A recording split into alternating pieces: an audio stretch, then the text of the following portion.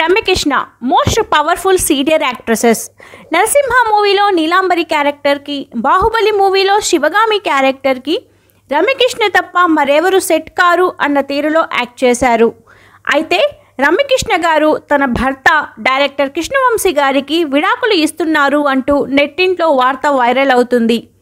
అసలు ఈ విషయంలో నిజమెంత? డైరెక్టర్ కెఎస్ రవికుమార్ గారికి రమ్యకృష్ణ గారికి ఉన్న సంబంధం ఏమిటి? ఈ విషయాలన్నీ ఈ వీడియోలో తెలుసుకుందాం. రమ్యకృష్ణన్ 1970 సెప్టెంబర్ 15న తమిళనాడులోని ఒక బ్రాహ్మణ కుటుంబంలో జన్మించింది. తండ్రి కృష్ణన్, తల్లి మాయా, చెల్లి వినయకృష్ణన్. తండ్రి ఒక ప్రైవేట్ జాబ్ చేసుకుంటూ కుటుంబాన్ని పోషించేవాడు. తల్లి ఇంట్లోనే ఉండేది. 60s 70sలో హాస్య నటుడైన రామస్వామి రమ్యకృష్ణకు మేనమామ.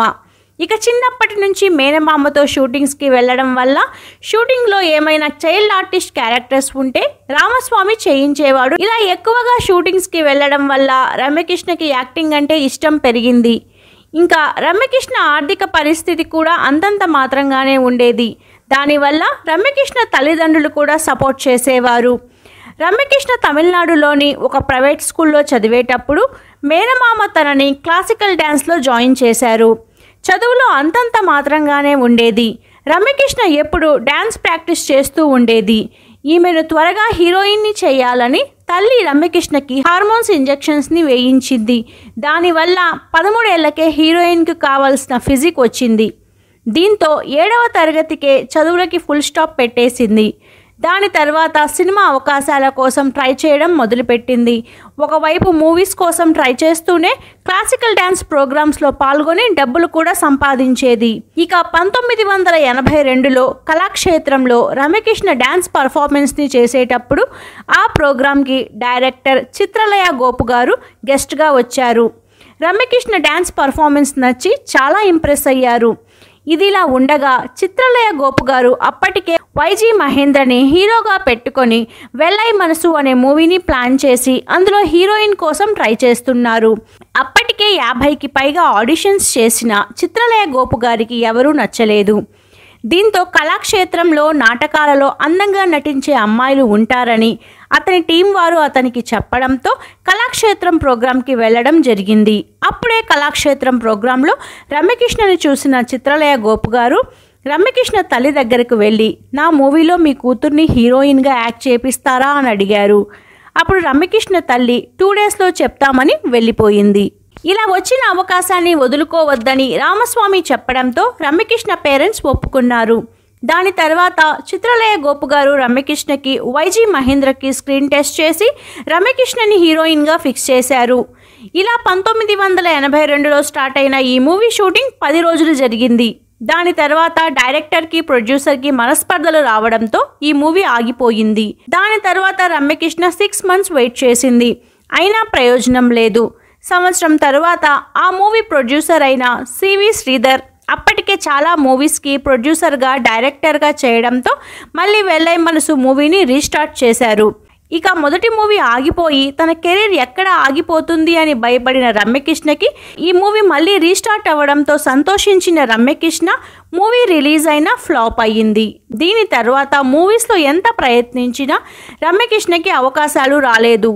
ఇదిలా ఉండగా రజనీకాంత్, శివగణేశన్ నటించిన పడికాదవా అనే మూవీలో రమ్యకృష్ణకి చిన్న పాత్రను పోషించే అవకాశం వచ్చింది.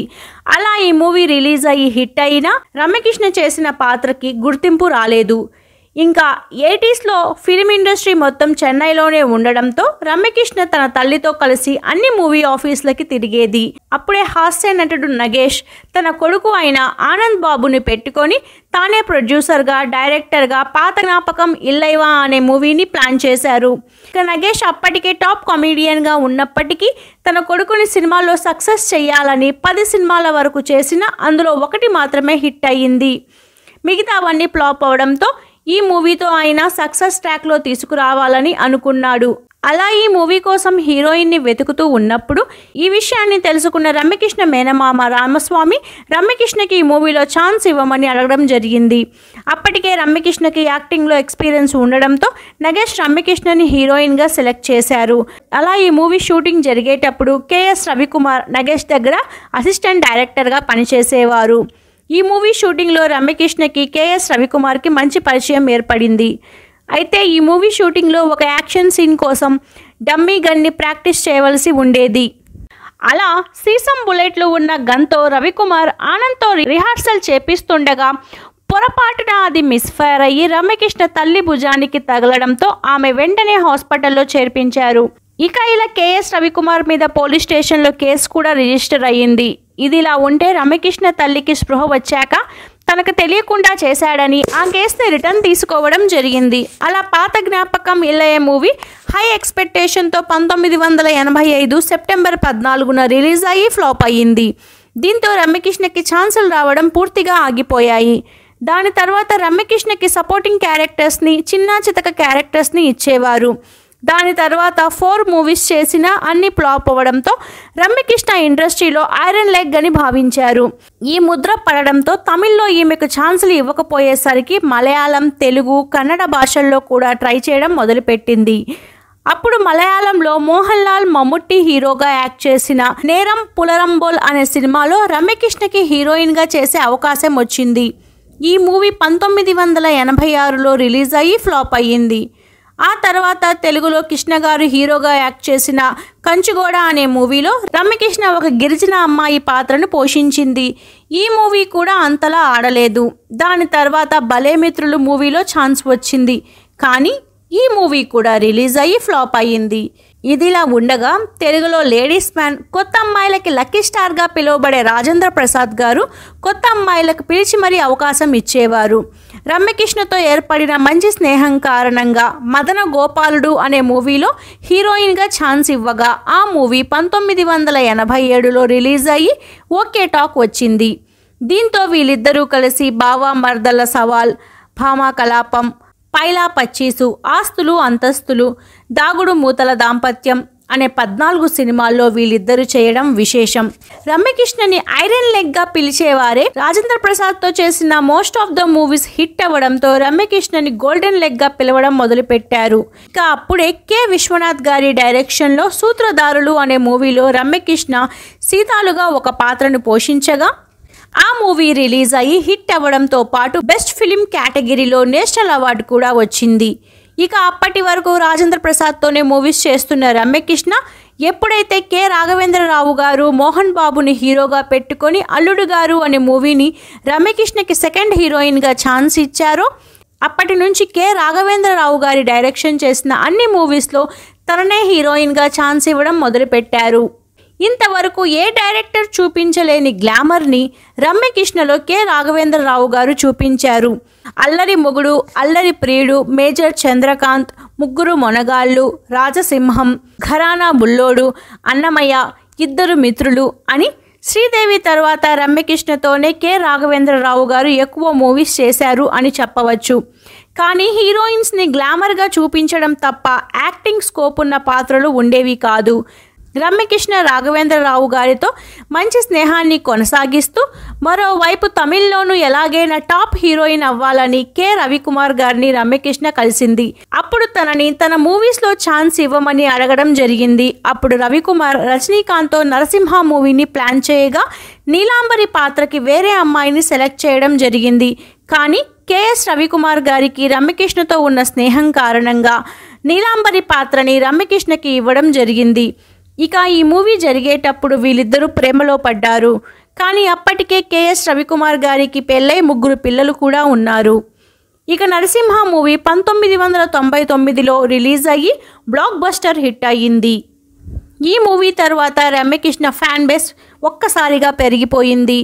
ఆ తర్వాత పాటలి పంచతంత్రం మూవీ చేసేటప్పుడు వీళ్ళిద్దరు లివింగ్ రిలేషన్లో ఉండేవారు. అప్పుడు రమ్యకృష్ణ ప్రెగ్నెంట్ అయ్యింది. కెఎస్ రవికుమార్తో తన భార్యకు విడాకులు ఇప్పించి రమ్యకృష్ణ రవికుమార్ గారిని పెళ్లి చేసుకుందాం అనుకుంది. అలా వీరి ఎఫ్ఐఆర్ గురించి బాగా వైరల్ అయ్యింది. దీనివల్ల కెఎస్ రవికుమార్ గారికి అతని భార్యకి ఈ విషయం తెలిసి బాగా గొడవలు అవ్వడం మొదలయ్యాయి. అలా ఒకరోజు మాటా పెరిగి తన వల్ల రమ్యకృష్ణ ప్రెగ్నెంట్ అయిందని చెప్పడంతో అప్పుడు ఆమె రమ్యకృష్ణ ఇంటికి వెళ్ళి పెద్దగా అరుస్తూ చుట్టుపక్కల వారి ముందు రమ్యకృష్ణని అవమానించింది. ఇక ఈ అవమానాన్ని తట్టుకోలేక రమ్యకృష్ణ కెఎస్ రవికుమార్ గారితో తన భార్యకు విడాకులు ఇవ్వమని చెప్పింది. అందుకు రవికుమార్ ఒప్పుకోలేదు. పైగా రమ్యకృష్ణని అబార్షన్ చేయించుకోమని చెప్పాడు. అప్పుడు హార్ట్ బ్రేక్ అయిన రమ్యకృష్ణ తను అబార్షన్ చేయించుకొని ఈ విషయం బయటికి రాకుండా ఉండాలంటే 75 లక్షలు ఇవ్వమని డిమాండ్ చేసింది. దీంతో ఇక ఏమీ చేయలేక రవికుమార్ 75 లక్షలు ఇవ్వగా రమ్యకృష్ణ అబార్షన్ చేయించుకుంది అని అప్పట్లో టాక్. ఈ విషయం గురించి మీడియా ప్రశ్నించగా వీరు సమాధానం చెప్పలేకపోవడంతో ఈ వార్త నిజమే అని అందరూ అనుకున్నారు.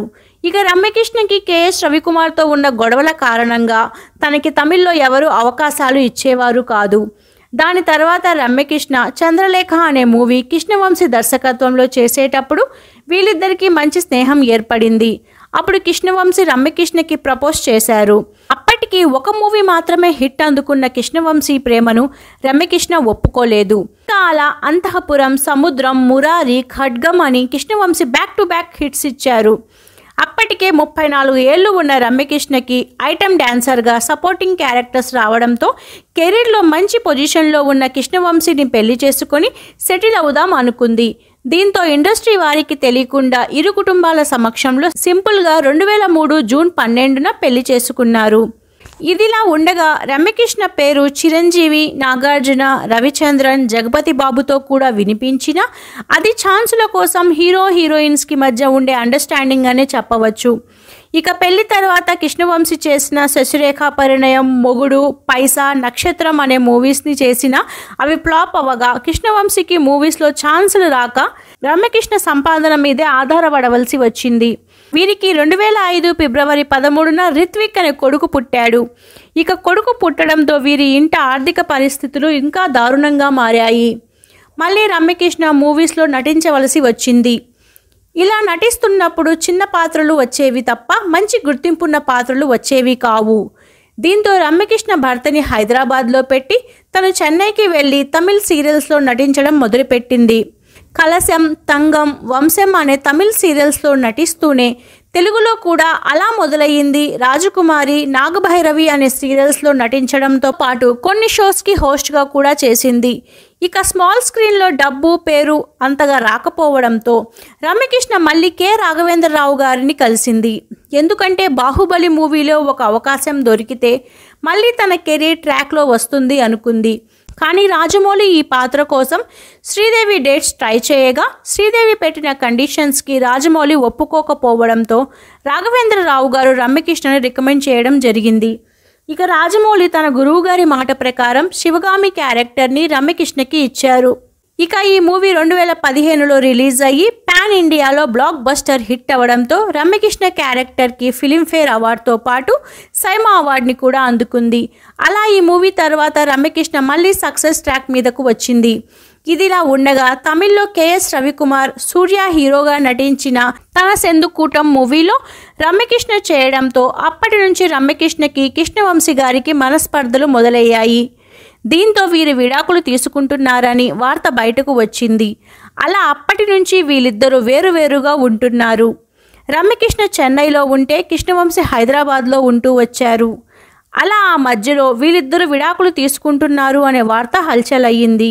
కృష్ణవంశీ డైరెక్షన్లో రమ్యకృష్ణ రంగమార్తాండ మూవీలో నటించడంతో ఈ విడాకుల వార్తకి ఫుల్ స్టాప్ పడింది.